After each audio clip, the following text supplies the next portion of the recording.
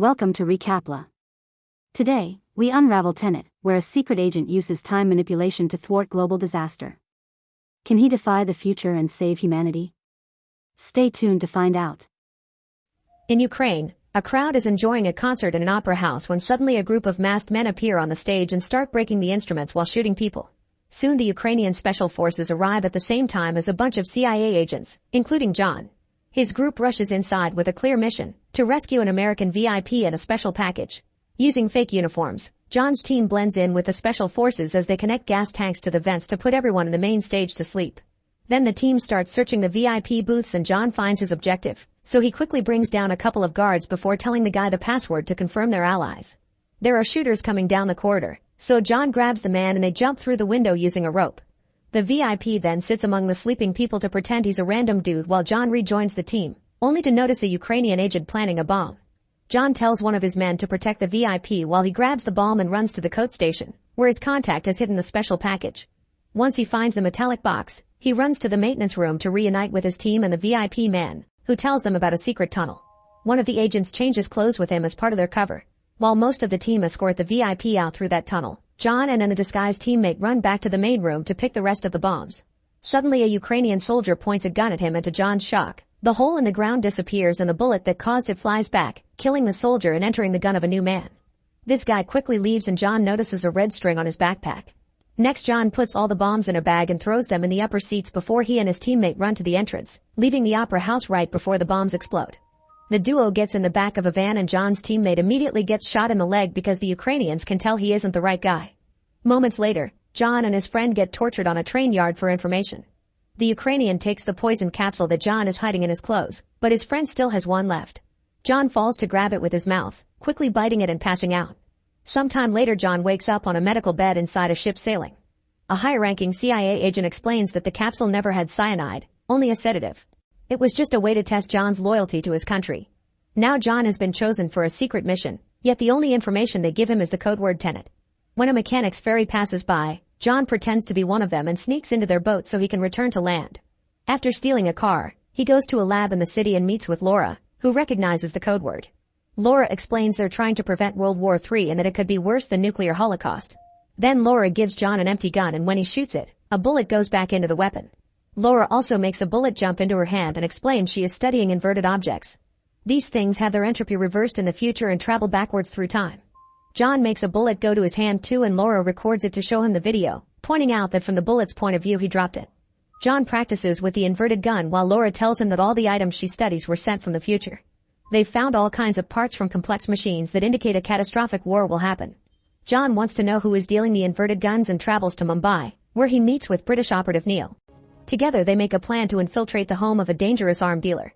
In the evening, the duo gets on the roof of a neighboring building and use bungee cords to make a big jump, landing on the walls of the dealer's home. They run up and sneak in through the balcony, where they quickly take out a bunch of guards before jumping on the dealer himself. John holds him at gunpoint as he asks about the inverted ammo, but it's the man's wife Priya who knows about Tenet. She informs him that the dealer behind the inverted ammo is Russian oligarch Andrei, who knows how to communicate with the future.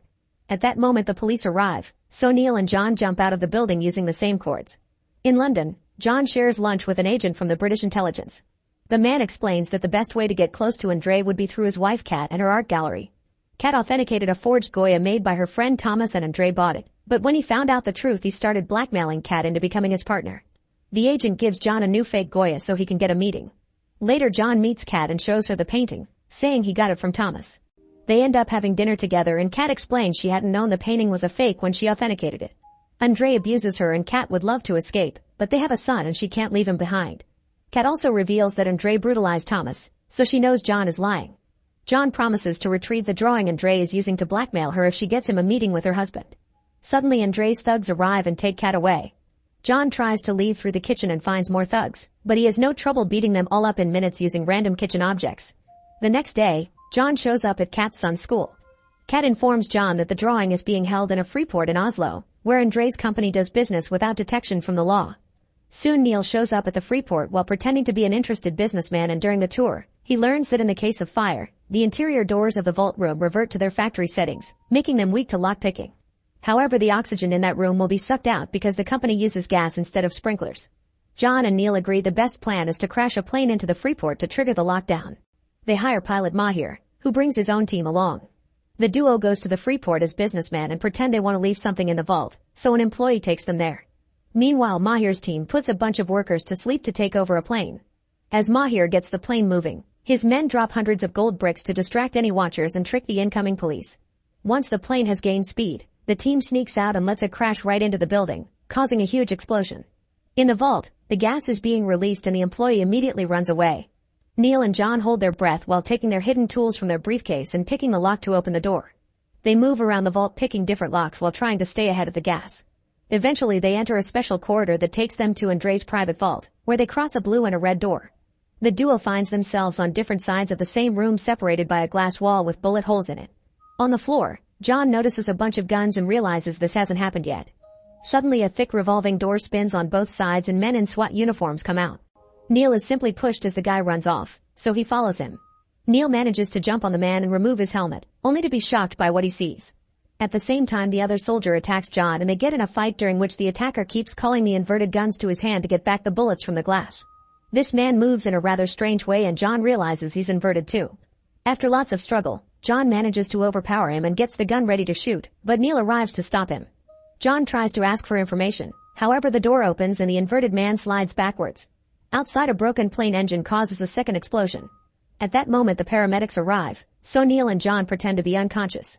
The next day, John meets with Priya again. She explains the revolting door must have been an inversion machine known as turnstile. The technology hasn't been invented yet, someone sent it to Andrei from the future. The terrorists at the opera house were sent by Andrei, who wanted the plutonium from the metal box John saw. Now the plutonium is in the hands of the Ukrainian forces, who will be moving it in a week. John wants to kill Andrei, but Priya tells him to wait until they can learn what's going on since it seems the present is being attacked by the future. Afterward, John meets with Kat and tells her the drawing has been destroyed, so now she must arrange the meeting with Andrei. That night John is invited to a dinner party and he finally meets Andrei, who thinks John is having an affair with Kat. He threatens John and signals the guards to take him away, however John mentions opera and Andrei agrees to a private meeting the next day. In the morning Andrei reveals to Kat that his men retrieved the drawing before the fire reached it, so he still has power over her. Then they go sailing with John, who shares his knowledge of the plutonium box to win Andrei over. During a sudden turn of the boat, Kat releases Andrei's harness to make him fall, but John needs him for the plan so he dives in to save him. Later at Andrei's yacht, John gives Kat a gun so she can protect herself. Then he and Andrei discuss a plan to steal the plutonium back. Andrei shares that he grew up in a war zone and worked retrieving plutonium from scattered warheads. Inside a very peculiar drum, he found several bricks of gold and some pages of instructions with his name. Thanks to those instructions he became the successful man he is now. In the evening, Andrei throws some things at Kat for what she did and gets ready to beat her up, but Kat points out her screams would make John want to save her and Andrei would have to kill him, so Andrei stops himself. At that moment a helicopter lands on the yachts and the workers bring out a huge heavy package.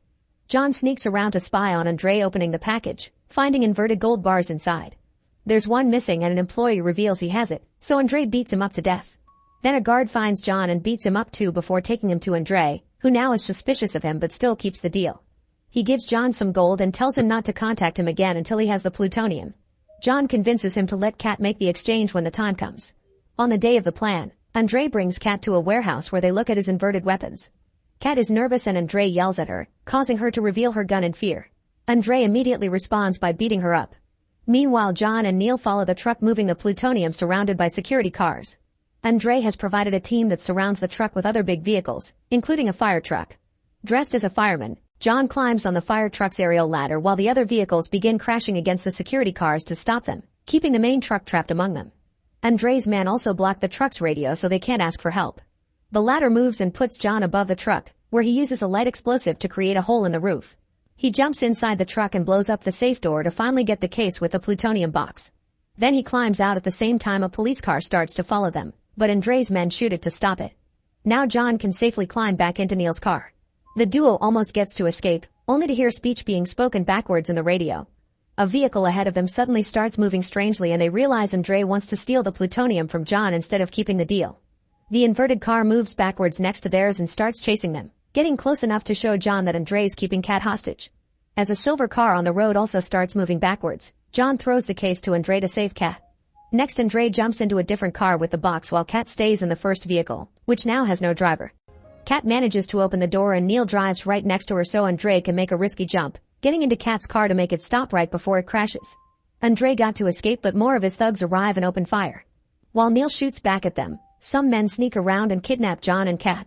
Afterward, John is taken to the warehouse, where there's another room split in two by a glass wall. He watches how Andre and Kat appear on the other side moving backwards, and since Andre is speaking in reverse, a machine replays his speech in the right order. Andre threatens to shoot Kat if John doesn't tell him where he put the plutonium box because he only threw the empty case at him. At first John refuses to talk, but Andre reverse shoots Kat so John confesses he hid it in the glove box of Neil's car.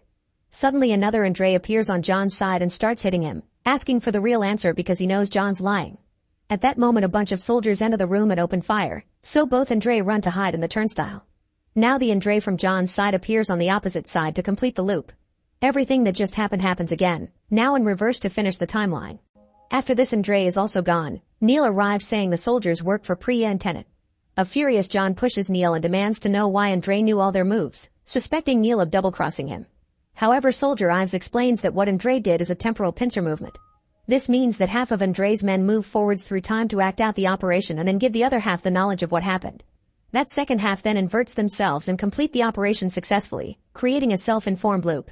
The soldiers can't help Kat because she has an inverted wound, so John wants to take her through the turnstile to invert the effects, pointing out he can use the machine in the Freeport to return to normal later. The whole team takes Kat through the machine and they appear on the other side as they see themselves through the glass. Now that they're in the past, John wants to use the chance to try to save Kat from getting shot at all. Soldier Wheeler gives him an oxygen mask and advises him to wear a SWAT uniform to cover his whole body, explaining he shouldn't see his other self or that would instantly kill them both.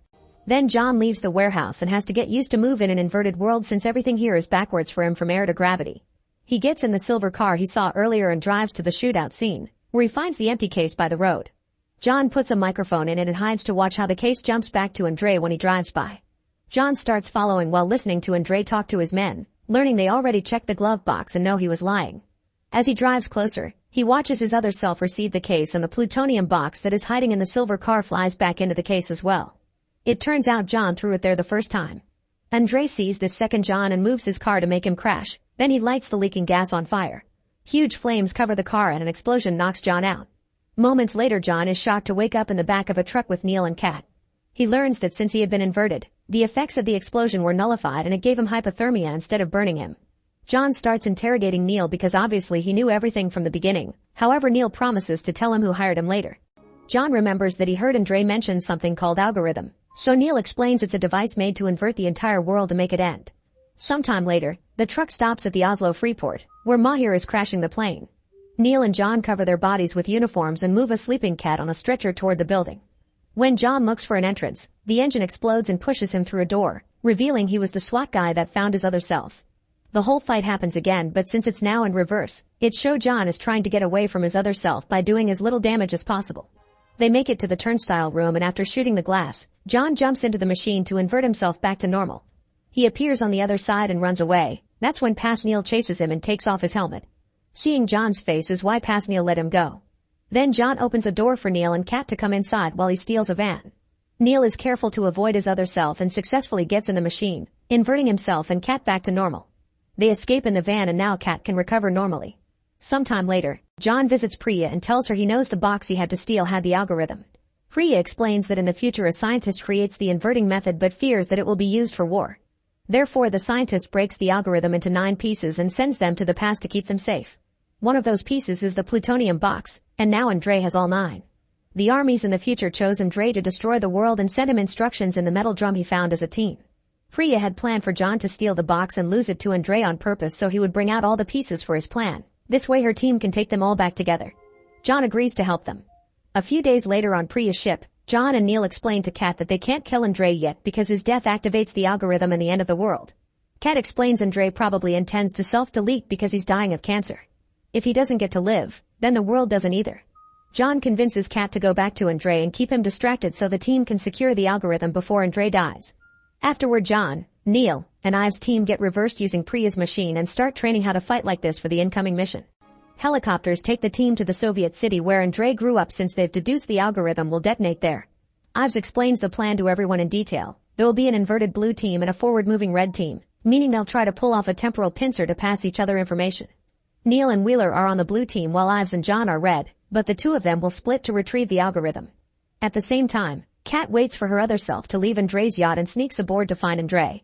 He already has poison ready to self-delete, so Kat tries her best to keep him distracted. Soon both teams make it to the abandoned city and start fighting Andre's army. Each team sees the other is moving backwards, but they stay coordinated thanks to their watches. Both sides start losing soldiers as they desperately shoot at each other, and inverted explosions keep bringing down or putting together random buildings. When the watches on both teams match in time, Wheeler's team makes a huge explosion that acts as a distraction for Ives and John to sneak inside the underground base. Outside, Neil notices an enemy coming out of the tunnel in reverse and leaving in a helicopter after setting up an explosive. Worried, Neil separates from his team and enters an old building, where he finds the machine used by Andre's team.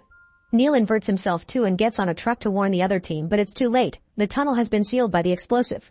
Underground, Ives and John find a closed gate and a blue soldier dead on the other side. John is shocked to see the same red string on the backpack. At that moment, the soldier that Neil saw appears and leaves a radio so Andre can monologue at John about the end of the world while he gets the algorithm ready. At that moment, the dead blue soldier starts moving because he's reversed and gets shot by the enemy when he tries to shoot John. His falling body pushes the gate open and John jumps on Andre's soldier to stop him from detonating the algorithm. A fight ensues, and after exchanging some punches, John manages to push the soldier off the platform to his death. On the yacht, Kat notices her other self is coming back on a boat and panics, so she shoots Andre and throws him into the sea. Then she jumps too and gets rescued by Mahir before she can be seen by her other self. Thankfully, John and Ives have retrieved the algorithm, and Neil throws a hook into a different tunnel to bring the duo and the algorithm out right before the bomb activated by Andre's death explodes. Once it's all over, Ives breaks the algorithm in three so he, Neil, and John each take a part to hide in different places. After Ives leaves, John notices the red string and realizes Neil has been helping him all along. Neil finally reveals that John is the one that recruited him in the future. In fact, the entire Tenet plan since the beginning has been John's.